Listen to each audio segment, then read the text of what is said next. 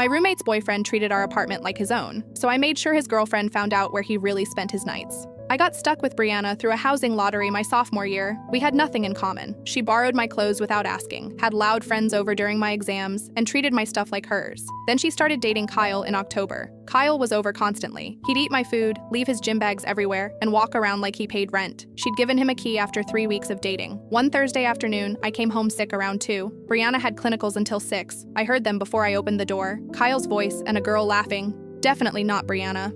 I walked in. Kyle was on our couch with some blonde girl straddling him. Her hands were in his hair. His shirt was on the floor next to my coffee table. They scrambled apart when they saw me. "Oh shit," the girl said, grabbing her bag and running out. Kyle just stared at me, frozen. "Brianna's at clinicals," I said flatly. "Look, that was..." He ran his hand through his hair. "You're not gonna tell her, right?" I stared at him.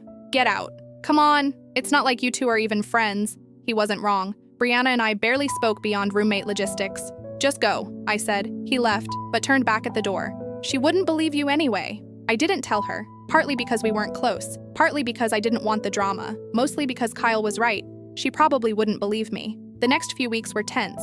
Kyle avoided eye contact with me. He stopped coming over when I was home alone, but he still acted like he owned the place when Brianna was around, eating our food and leaving his stuff everywhere. Then one night, I came home from the library at 11. Brianna was working a night shift at the hospital until 7 a.m. My bedroom door was open. The light was on. I always closed my door, always. I walked in to find Kyle going through my desk drawers. "What the hell are you doing?" I said. He jumped, looking for Brianna's statistics notes. "In my desk? In my room?" The door was open. "Get out of my room." He left, but stayed in the living room, texting on the couch. "You need to leave," I said. "I'm waiting for Brianna. She's working all night." He shrugged. "I'll wait."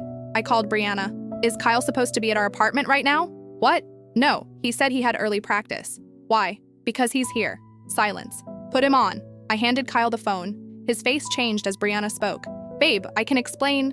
"Ask him about November 14th, I said loud enough for her to hear. "When he was here with another girl while you were at clinicals." Kyle went white. "That's not... You're lying." I could hear Brianna yelling through the phone. "I'm coming home," she said, and hung up. Kyle tried to explain. I went to my room and locked the door. 20 minutes later, Brianna came home. They fought. He left. The next morning, Brianna knocked on my door. "Why didn't you tell me when it happened?" she asked quietly. "Would you have believed me?" She looked down. "Probably not. We never became friends. But things changed after that. She started asking before having people over, stopped borrowing my stuff without permission, and Kyle never came back.